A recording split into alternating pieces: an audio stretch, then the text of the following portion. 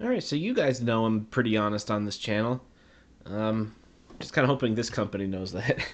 Well, they reached out to me. The QRD, this is the QRD Vortex F5, now in frame fully. Well, mostly fully. It's a pretty big box considering the angle.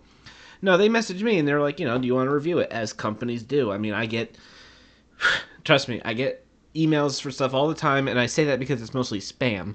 As of the recording of this video, the most recent request I got was to review a baby stroller. I'm not making this up. I almost thought of saying yes to it because I thought it'd be funny if you ever seen The Office where Dwight reviews, quote unquote, reviews a baby stroller and he puts it through its paces, like pulling it down the street and letting it crash into stuff. And I don't know, I thought about doing a video like that, but I don't know, maybe they'd get mad. Anyway, I responded to them and said, clearly you haven't seen my channel. So why does that bring us to here? Well, I don't know. I think companies kind of assume I'm just going to say nice things because I got it for free. Well, okay, full stuff out of the way. They didn't pay me. I only got the console, and that's it. They didn't see this video beforehand. I'm making it and then broadcasting it to your faces. So, yeah. Well, let's go ahead and unbox this thing, right? Because that's how these things always go down. I've been doing this thing for how long now? My channel is older than most of my viewers. That says a lot. Good gravy. So yeah, this is a retro handheld gaming console. It's an Android-based thingy with Hall effect joysticks, RGB lighting, a screen, and, memory card slots. I actually got 2 memory card slots, which is kind of interesting. The rest of the box has absolutely, well, it's got that, if you count that as a thing. And this is the 128 gig model. Thank you, guys. Nothing underneath. And we'll go ahead and open it. It's one of those type boxes, you gotta wait for it to open. Come on. There we go. Inside the box is, well, not the console. I already took it out. And we're not going to pretend this is a real unboxing, are we? Otherwise, it wouldn't be a real review. So the USB-C cable they included, I didn't bother to use it. Don't know if it transfers data, but, you got 128 gigs of storage built in with the SD card they give you. And it comes preloaded with games on it.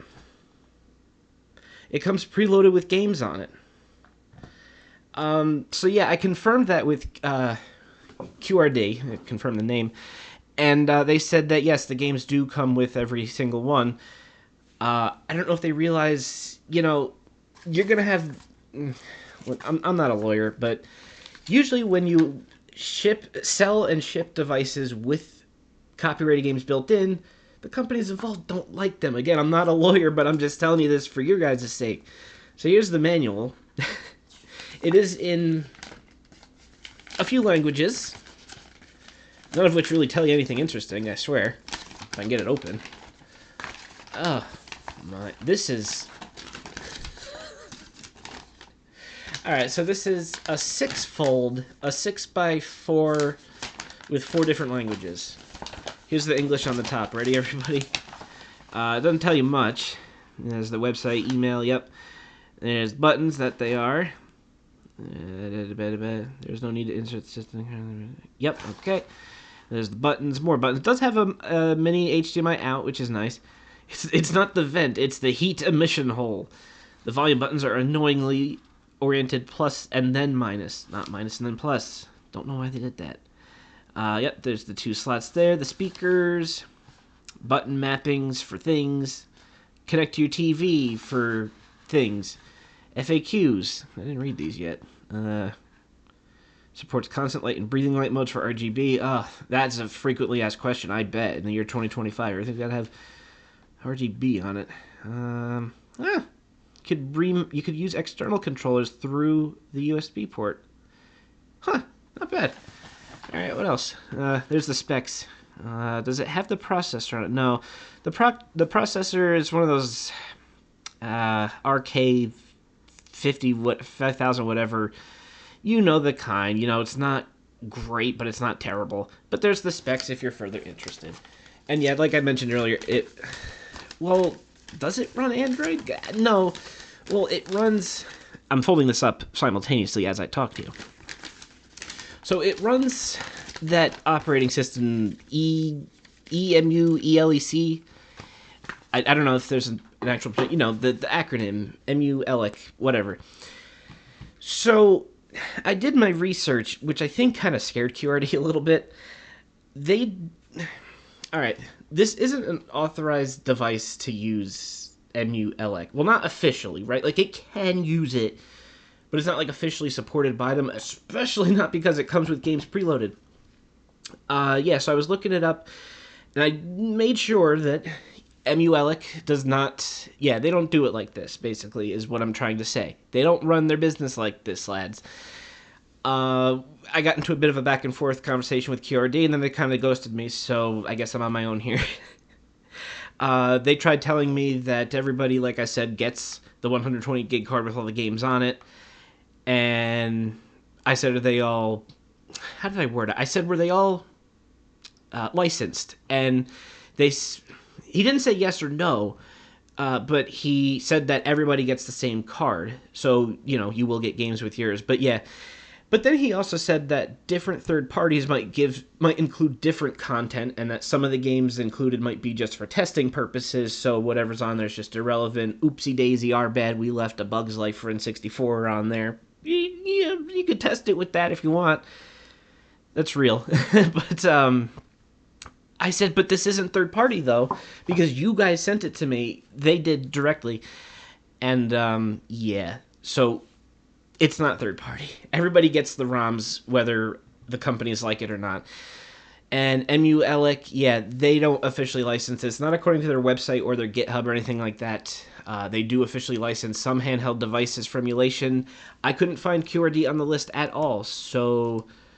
No official support. Oh, and Emulation does have, if you're familiar with it, does have an option for Wi-Fi, using the menus, going through Wi-Fi and stuff. This doesn't have Wi-Fi built in. I asked QRD about that, and they said it'll come in a future update. That's not how hardware works. Anyway, size comparison time. I don't know. I was trying to think of something relevant. We can compare it to the size of a Switch 2. There. Oh god, someone in the comments is going to point out how I gave Nintendo money. Yeah, I did. Sorry. Switch 2's fun. If you want to spend money on it, go ahead and do it. Anyway, size comparison. Yeah, obviously this is taller. As I move the microphone wire. Oopsie poopsie if you heard some noise. Not as long, but it does have these nice, bulbous grips, which I like because I have big hands, so it's easier for me to hold that. I do like that. A Switch obviously does not have that. It's very much flat, so you get a little crampy cramp after a while. Right, so this is more comfortable to hold, and it is a little smaller, but, bigger screen and whatnot. This is lighter, probably because it's smaller. This is definitely not the same build quality as a Switch 2. The Switch 2 is definitely better. Let's get that out of the shot now.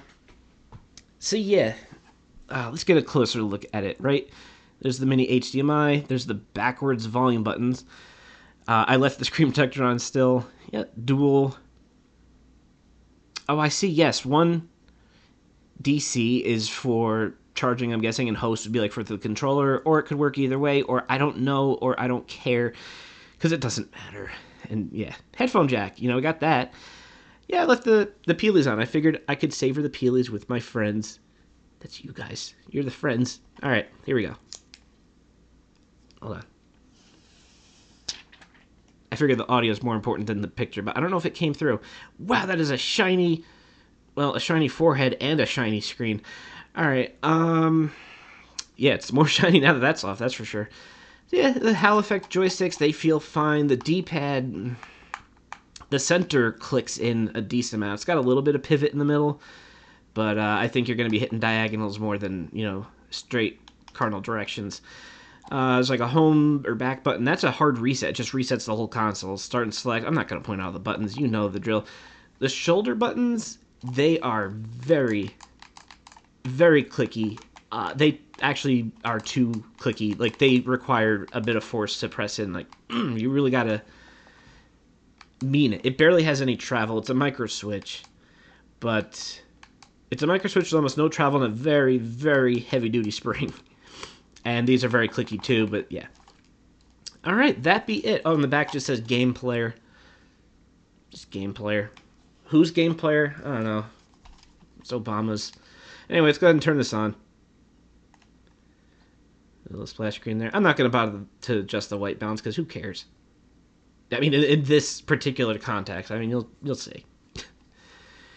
It's booting in it. Loading up our emulators. That's loud.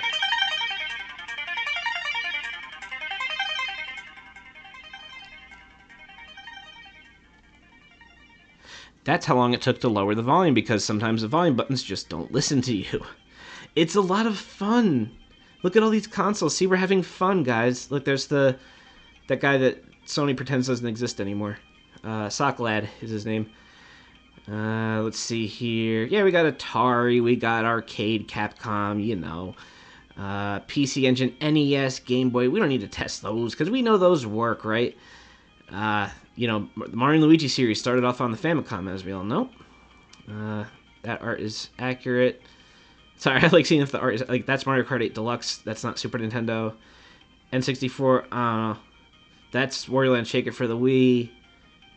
That's Phantom Hourglass, I think. There was one I really liked. Oh, Dreamcast shows Sonic and Shadow. They don't give you a single Sonic ROM. Yeah, alright, you could put a Sonic ROM on there, right? You're going to see why it's pointless. Let's go to N64. Now, I know the N64 is a bit of a little below the belt, because N64 is still a little tricky to emulate for some devices, but you would think that out of the box... Oop, I hit left. Nope. Button got stuck in input there. So yeah, you would think they'd give you like the best ROMs that really show off what this device can do and do well, but oh, look, A Bug's Life on N64. Let's try it. It's booting. I mean, it runs. For now. The game didn't start yet.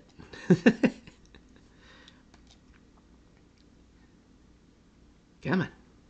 I know, we're just... That's not the emulator's fault. It's just 90s video game splash screens. You couldn't really get past them. Yes, Traveler's Tales. Yes, Disney. I'll just do a training level. Yeah, Rumble Pack, training level, yes. It's where we learn the controls and such.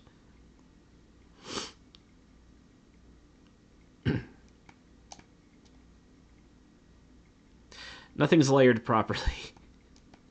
And it's like this all across the board for N64. I don't know what it is, but some stuff is layered over top other stuff that shouldn't be. Those polygons in the background, I don't know why they're showing in front of me, but they are. That grass up on top of the hill shouldn't be showing, but, you know, it is. It's shown through here. Oh, there's a ground pound. There's more walls up ahead, but, you know, it's A Bug's Life. There we go. Let's go ahead and hit home. Yeah, it's going to be a bit of a recurring theme for N64 here. Bomberman 64, the second attack. I'm not familiar enough with that. Oh, Bomberman Hero. I'm very familiar with that. Oh, yeah, the game settings. There are no... Well, there are some emulation settings you could toggle, but the thing is, if you want to change the emulator or change the operating system, you know, you're really on your own. They don't give you really any documentation. But let's go ahead and start it here. Once you're in the game, you can't change any settings. I'm just saying, if you're gonna risk your bacon by including a bunch of games on there, maybe just include the ones that work the best. I don't remember trying Bomberman. Did I try this game? I don't remember trying it. Oh, the shadow is wrong. My own shadow is on my head. That's good. I mean, it's playable. I'm not gonna be like, this is unsatisfactory. This is unplayable by all means. Nah, you could play a game of Bomberman Hero, all right? Is it the greatest platformer? No, but it's nostalgic for me. Next. Let's see, what other N64 game? Let's get farther down the list than the A's and B's, right? Oh, Snowboard Kids 2. Oh, okay, I'm gonna have to try that. I keep hitting start. Again, why should I test, like, the NES? Like, look at your watch that you have on your wrist right now. I'm pretty sure that could play NES games. If this can't play NES games, this doesn't deserve the silicone inside of it. So, I think we're fine. Right. I definitely know this game very well, so if there are graphical shenaniganeries, I'm gonna notice. I'm still glad to say I own both this and the second game physically, because I used to rent the crud out of this from Blockbuster back in the day. Both 1 and 2. Huh. Okay. Again, I know it's not white balanced, but trust me, the colors are fine. The frame rate's a little choppy. I'm looking at it outside the viewfinder just to make sure I'm giving you guys the accurate infos. Yeah, the frame rate's a little choppy, but it is absolutely playable. I think the theme we're trying to convey here is your results will vary, right? So, keep in mind this thing goes for like $100, so if you shop around, I found it for like 80, but what else could we do? You know, let's do a different console, right? That's enough N64. Let's do... Oh. Because I did try Dreamcast, and Dreamcast is, you know, it works. That's a weird one, considering this... Yeah, this isn't a touchscreen, so have fun playing Apollo Justice. Not impossible. Oh, God, have fun playing Big Brain Academy. Alright, we gotta find a real good test, right? Ah, screw it. Contra 4. Contra 4 is good. I haven't played that in a long time. I used to be good at it. But then I forgot how to play. Way forward, I forgot they worked on it. Okay. Alright, title screen's fine. Oh, that's a solid frame rate. Look at that. I mean, this game is mostly sprites. I don't think any, like, high-demand polygons in this game, but, oh, the frame rate. I was getting into the music. I'm like, yeah, that song, that awesome song. It's playable. It's fine enough. I'm sure you could swap the screen. I'm sure there's like a built-in mouse feature. Yeah, we swap in the screens. How do we do mouse? They always have a mouse button, these DS emulators.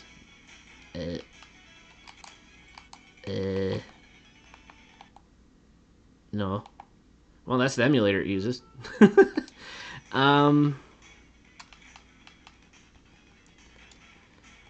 You know, this game doesn't use touchscreen controls, I don't think, but the emulator should still bring up a mouse. You know what? Okay, you have to... You could also change the orientation by hitting the back button, but if you want to go back home, you have to hit the back button twice. Diddy Kong Racing DS. Oh, I think I did try this one. Let's see if this is how I remember it, actually.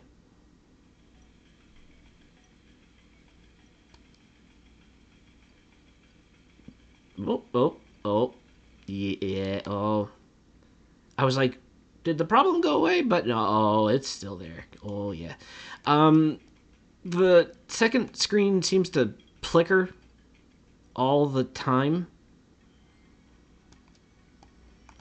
Oh, I could not figure out getting past this part because you have to rub his lamp to get him out. And I couldn't figure out how to do the... Is that a mouse? Is that the mouse cursor? How do I do it? How do I get him? A. No. No.